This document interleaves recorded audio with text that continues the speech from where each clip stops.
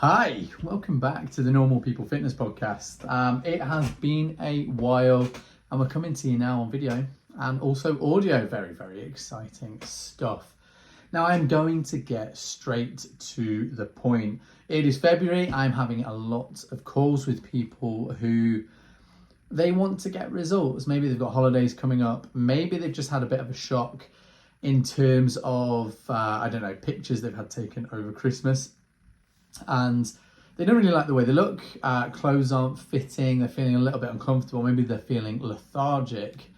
And what do you do in this situation? You might have tried a diet in January, like most people do. And I think it's perfectly normal and natural to, there's this lack of structure and lack of routine. We overeat, we overconsume in December anyway, because we've got a lot more social events. We have Christmas and we, let off a bit of steam. I think most of the Normal People Fitness Club, the people that I train, were just ready for a break, and that happens. But then you get this slingshot effect where, because of that lack of structure, lack of routine, you feel like, oh my God, I've got to do something because I feel terrible. Now, I think the mistake that most people make is they just go too hard too fast. They go from doing zero exercise, not many steps. It's bad weather, so people don't sort of get outside very much. And then they think, right, I'll join a gym and I'm going to work out 5 times a week and then I'm going to eat half an almond a day. And you know what? That works. For about a week, you'll lose loads of water weight. You'll feel great for a tiny little bit. You'll be able to brag to your co-workers, your friends, your family, oh my God, I've lost half a stone in a week. I've got a friend and they have something called the 1% rule. And the 1% rule is that you should be aiming to lose 1% of your body weight, if that's your goal, per week. And that'll obviously fluctuate. I have people weighing themselves and it just goes up and down constantly. But as long as that downtrend is going down as it goes up and down, I've got some amazing graphs if you're interested in looking at graphs. But as long as that is going in a downtrend, we're all good. But if you are losing more than 1% of your body weight every week, you're probably not just losing fat, you're losing muscle. And if you lose muscle, you're just going to look soft. You're going to look, I think when I started at the gym, the term was skinny fat. We do not want that. So how do we go about this in a smart way? And this is something that I think people get logically when I explain the full plan. If someone starts working with me at the Normal People Fitness Club, hint hint, go to my website, you can work with me if you need some help. But if someone starts working with me, I will sort of explain to them that, listen, if your goal is for 12, 20, 24, a year's time, what we're going to do is we're going to start off by seeing how does your body respond based on like science. So if science says this is the calories you should be on, and you can Google that, like what calories should be on, a little converter will come. But not everybody works like that. If you've been a person that's yo-yo dieted for a long time, so potentially, every January you start a diet, then you put more weight on, your body adapts to yo-yo dieting, and it can be hard to kickstart that again. I have people who should be losing weight on 2,500 calories a day, and then when they track 1,400, it's not really going where we want. Now, caveat, there could be many, many, many reasons for that. Their tracking might not be right, they might not be weighing their portions out, but let's say it is. The first phase of any diet I put anyone on is about how does their body respond, and then how do we adapt from there. So let's say the first 3 weeks I say X amount of calories, that's what we're gonna do, and then depending on how your body responds, we drop it, and then as we go through the phases, we drop it slowly. Potentially we might do some recovery weeks depending on the person.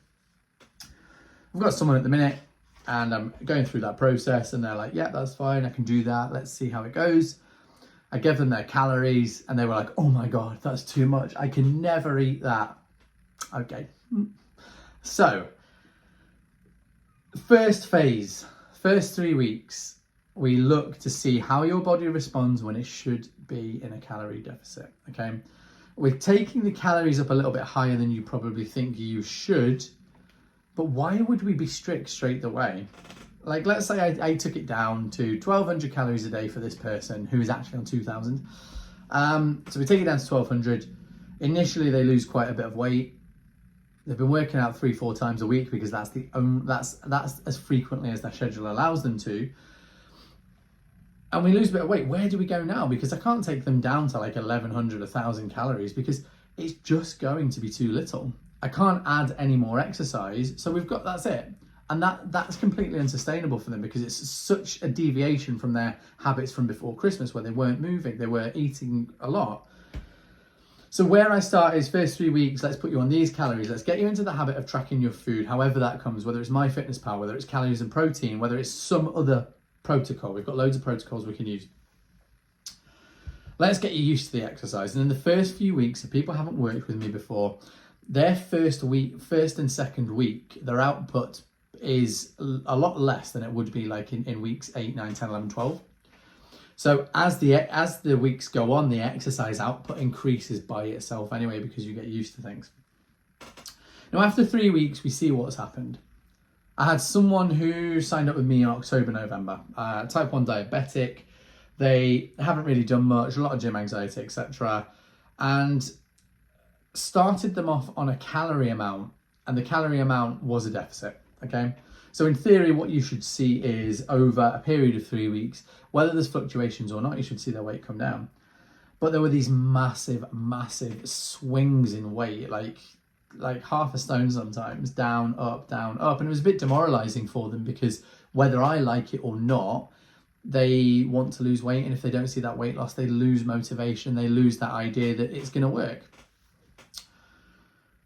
So we looked at their carbohydrate intake, and carbs are good for you. They provide you energy, they do a lot for us, but most people's diets are really, really high in carbohydrate, maybe 70 to 80% in carbohydrate. So what we have to do is measure those, and some days this person will be having 30, 40, 50 grams of carbohydrates, which is really not much at all. But then, I don't know, on a weekend, they might be having 400 grams. So they'd be having, do you know what I mean, quadruple the amount some days. And what carbohydrates do is 1 gram of carbohydrates holds about 3 grams of water. So if you're having, do you know what I mean, 400 grams of carbohydrates, you're going to be holding on to, what's that? 1.2 to 1.6 kilos of water. That's half a stone. So what we had to do is we kept this person in a calorie deficit. We measured their carbohydrates and gave them an upper limit. And now they've lost 18 pounds in 2 months sustainably. And they can still sort of go out, celebrate their son's birthday and things. So that 3-week period can be frustrating for people. But when you work with someone like me and I'm looking at the data and I'm sort of analysing about you, your body and how it responds, then I change from there. So let's say the goal is 3, 6, 9, 12 months away. We have that 3-week period. Based on that 3-week period, then what I'll probably do is change a variable to go more in the right direction. So after that person had started managing their carbohydrates, we got a little bit of weight loss, which was their desired goal. And then we took their calories down and kept their carbohydrates the same with a focus on increasing protein intake.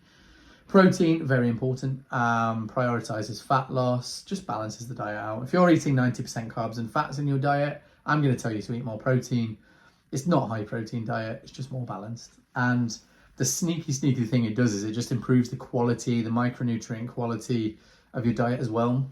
You get fuller for longer, you don't get as many cravings. It's just a better diet. Now, I have someone else who, stressful job, they've actually just changed jobs, overeat on the weekend usually. They have a holiday in July, and in October they said, right, 9 months to go. So we have programmed 3-month blocks, 12-week program, where progressively over the 12 weeks, what happens is the calories might start at, say, 2,500, then we bring them down gradually depending on what their weight's doing.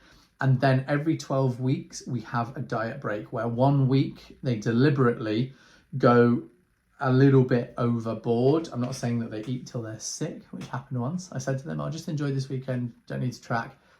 And then on the Monday, this is mental. On the Monday, they were like, I ate till I was sick because you told me so. I was like, I just said have a good weekend. Oh my God. So let's say it's because of school holidays. So it's Christmas, then school holidays and Easter, and then they've obviously got their holiday. It's all about just resetting the body, give themselves a psychological break, give their body a little break, and then we start on the higher calories again. So it's like a cycle of higher, lower, lower, lower, lower, higher, lower, lower, lower, lower. And it works. So that is how I would be programming. And then exercise, as long as there's a resistance training component in there, that's what matters. But it can be hard to, I don't know, especially for the people who weigh themselves, your body weight is going to fluctuate. If you're a woman, your menstrual cycle is going to play a part in this. If you navigate working away, traveling a lot, or a routine where you work shifts, it becomes even harder. But as long as you are in a calorie deficit, you are doing resistance training, and then you're being kept accountable, there's no reason why you can't do this. And I know it all sounds very, very complicated, but that is the benefit of someone like me. You get a strategy created for you and your life, and then you get held accountable to that strategy. If anybody needs any help, you can work with me. Go to my website, normalpeoplefitnessclub.com, and then you can apply doing that. But hopefully that gives you an idea of how to approach goals, how to reverse engineer them, and yeah, just being accountable. So have a great week. See you later.